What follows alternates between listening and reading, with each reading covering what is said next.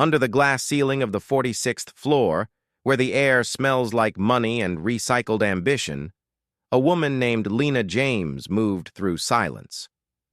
The office had emptied hours ago, the suits, the shoes, the laughter, all gone. What remained was the echo of power and the sound of her mop gliding over the marble floor. Lena was 26, small-framed, with tired hands and eyes that still carried warmth despite the world trying to drain it from her. She didn't belong to this world of glass and chrome, not according to the people who worked here. To them, she was invisible, a moving shadow that cleaned up after their victories. But she saw everything. She saw the empty bottles after late meetings, the forgotten notes scribbled on whiteboards, the memos left behind by people who thought no one would ever read them. That night, as she wiped down the long conference table, a loose folder slipped open. Papers fanned out across the polished surface, and one sentence caught her eye. Layoffs, janitorial, security, maintenance first. She froze. The words didn't scream, but they hit like a punch. Her breath caught in her throat. Her name wasn't written there, but it didn't have to be. It was written between every line. She gathered the papers quietly, put them back exactly where they were, and kept cleaning. No tears, no anger, not yet. Just the quiet rhythm of someone who has learned that silence can protect what little dignity the world hasn't yet taken. The next morning, fluorescent lights flickered above the staff hallway as Lena stood outside the HR office, clutching her ID badge. The manager barely looked up when she entered. "Sit," he said, with a tone reserved for problems, not people. On his desk, her file lay open like a sentence already passed. "Corporates cutting costs, effective immediately." His words dropped like stones into the air. Lena nodded slowly, her hands folded neatly in her lap. "I understand," she said softly. Her voice was steady, polite, too polite for a moment like this. That seemed to annoy him. He leaned back, smirk tugging at his lips. "You should have studied harder," he said. A laugh from someone near the door, a low, dismissive chuckle, the kind of sound that makes the air itself feel cruel. Lena blinked once, then lowered her eyes, hiding the fire behind them. The room felt colder now, her uniform suddenly heavier. But she didn't break. Not here, not in front of them. She simply said, "Thank you," and stood. The manager raised an eyebrow, as if disappointed she hadn't cried. "Leave your badge with security," he muttered, already turning back to his computer. She walked out, her shoes whispering against the carpet, her reflection following her in the endless stretch of glass walls. Each reflection looked stronger than the last. In the elevator, she pressed the button for the ground floor, then caught her own eyes in the mirrored panel. For a long second, she didn't move. She saw a woman the world refused to see. Tired, yes, but not broken. Her silence wasn't defeat. It was fuel. Outside, the city was still waking up.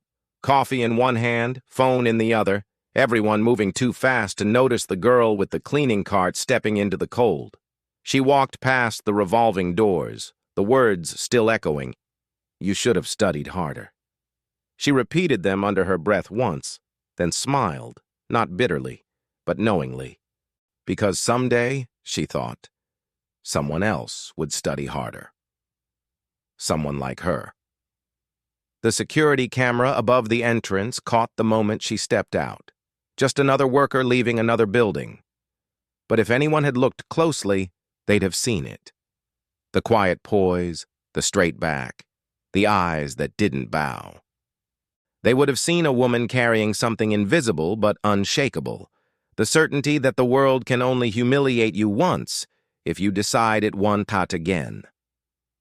The elevator kept rising and falling behind her, bringing people up and down the hierarchy she had just been ejected from. But Lena didn't look back.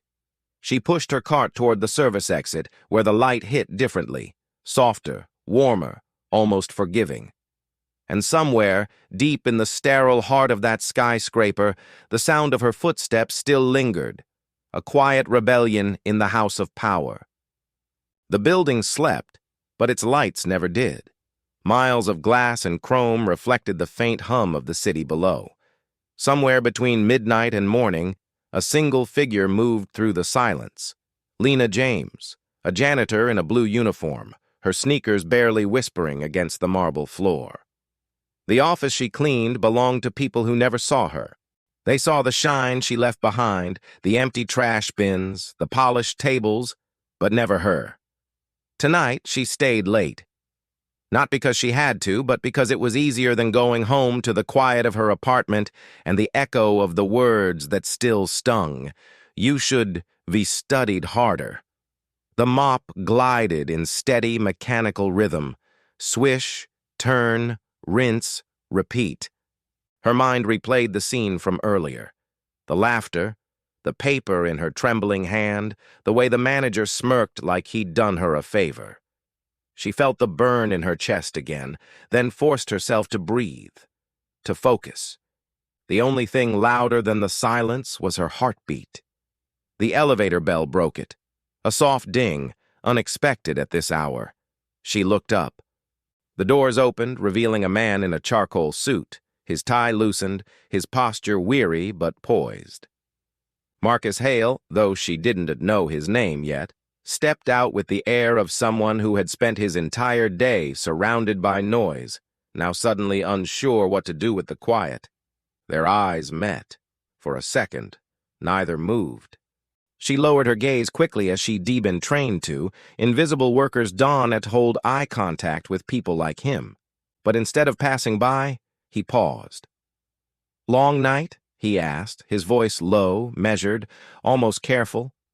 She hesitated before answering. "Just finishing up."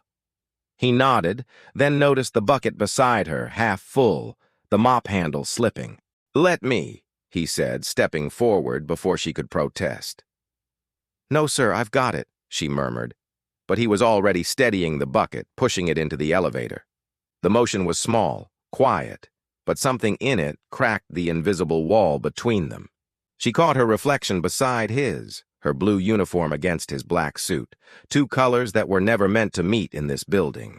The elevator light flickered softly, gold against chrome, and for a moment, the silence wasn't heavy anymore. He didn't ask her name, and she didn't ask his, but he noticed her hands, calloused, careful, the kind of hands that build everything others take for granted.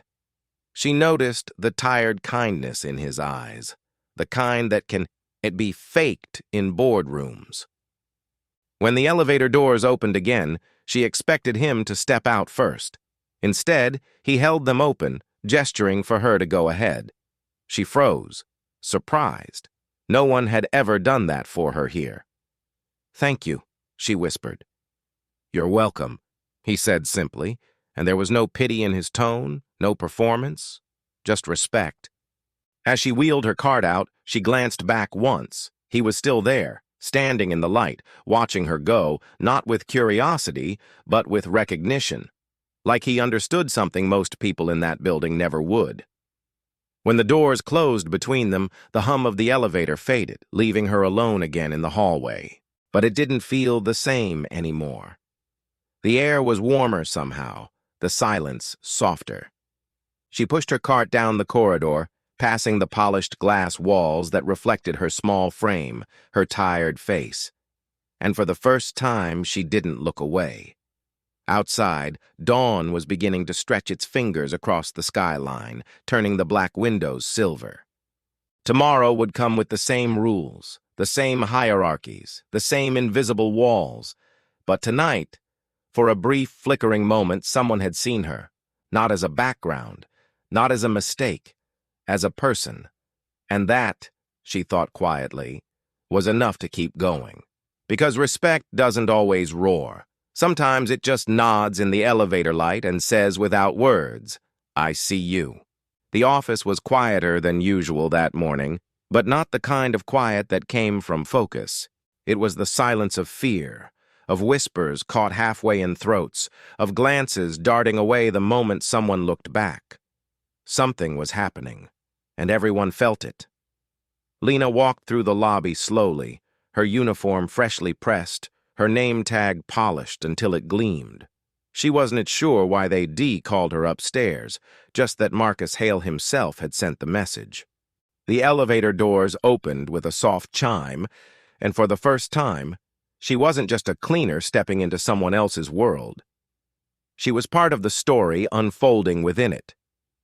The glass walls of the conference room shimmered with early light.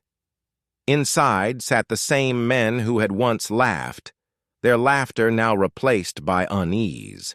The manager, the one who smirked and told her she should have studied harder, sat stiffly at the end of the table, clutching a folder like a shield. Marcus stood near the window, hands clasped behind his back, his reflection layered over the skyline like a man balancing two worlds. When he turned, his expression was calm, too calm.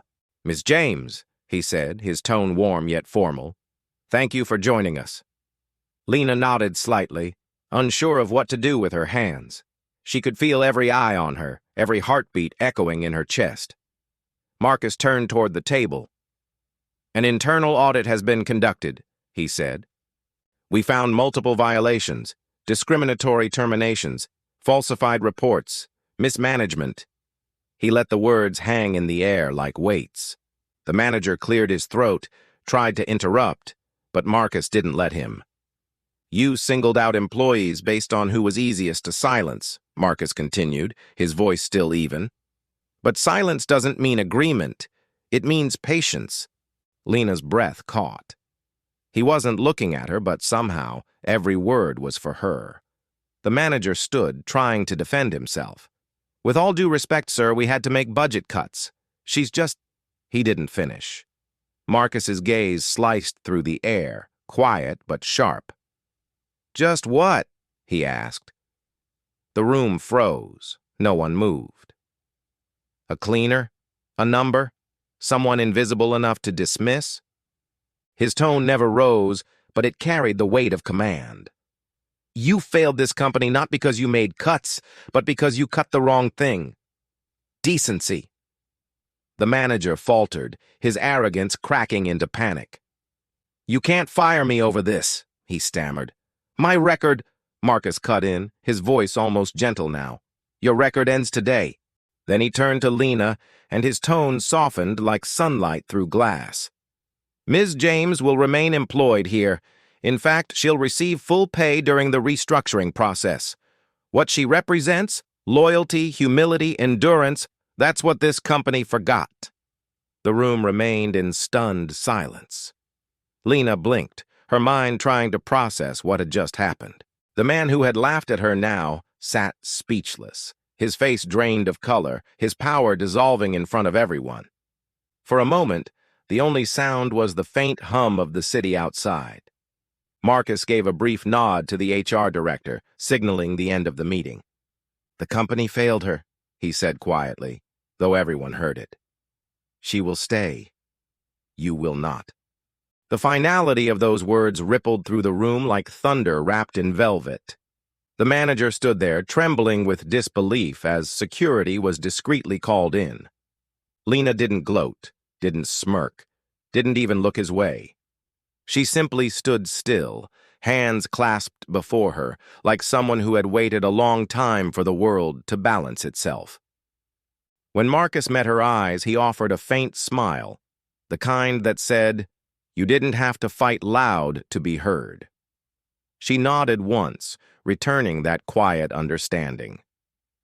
As she turned to leave, the reflection of her face in the glass caught the morning light.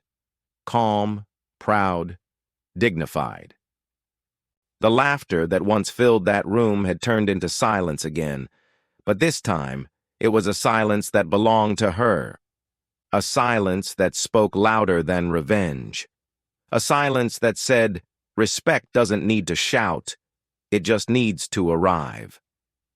The rain had started softly, just a shimmer at first, whispering against the glass of the tower that once felt unreachable.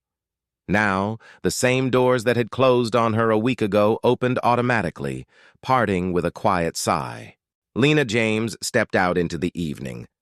The world outside glowed, reflections of gold and blue in the puddles, car lights bending across the wet asphalt like streaks of memory. Her uniform clung slightly to her, damp from the mist. But her steps were steady, not hurried, not hesitant, just sure. Behind her, the skyscraper loomed like a monument to arrogance and ambition, but tonight, it didn't feel larger than her. It felt smaller, as if the walls themselves remembered. She didn't look back. She didn't need to. Because sometimes victory doesn't roar, it just breathes. The same building that once dismissed her now held the echo of her name. Whispered in conference rooms, recorded in minutes, protected by the only person powerful enough to listen. She had been invisible, until integrity made her impossible to ignore. As she walked under the awning, the rain grew heavier, and streetlights painted the air with a golden haze. Her shoes splashed through shallow puddles, each step a quiet declaration. No revenge, no bitterness, just release. In her pocket, folded and worn, was a photograph. Her mother, in the same janitor's uniform, standing proudly in front of another building decades ago. A building that never opened its doors to her. Lena stopped beneath a flickering light, pulled out the photo, and looked at it for a long moment. "You were right," she whispered softly. "Kindness doesn't make you weak. It just takes longer to win." The rain blurred her reflection on the glass beside her, turning her face into a blend of light and shadow. Part past, part present, part promise. She smiled faintly, not for the cameras that once ignored her, not for the people inside who now scrambled to rewrite their policies, but for herself. For the girl who had once thought silence was the same as surrender. She knew better now. Because silence, when chosen, isn't surrender. It's strategy. It's self-respect disguised as patience. The voiceover continues, calm and deliberate, like rain over glass. Sometimes power doesn't rise, it recognizes. Sometimes the richest hand is the one that lifts, not owns. The city hums around her, alive but indifferent. People hurry past, umbrellas, taxis, neon reflections, all unaware that a small revolution had just taken place on the 47th floor. No headlines, no applause. Just justice, wrapped in quiet dignity. Lena tucks the photo back into her pocket and turns toward the street. Her bus is late, as always.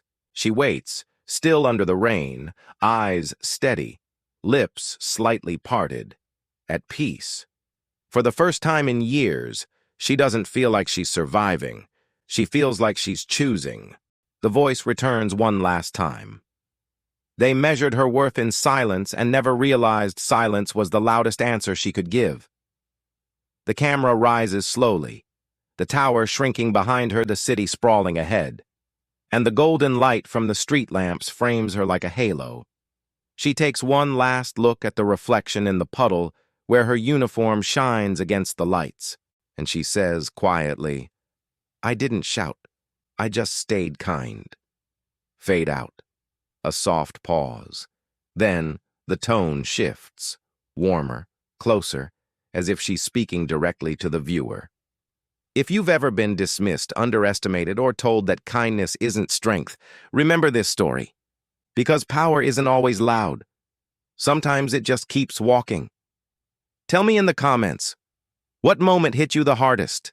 And if you believe dignity still matters, subscribe, share this story, and let it travel farther than the noise ever could. The screen fades to black. The final words appear, glowing softly in gold. Respect doesn't need to shout. It just waits and wins.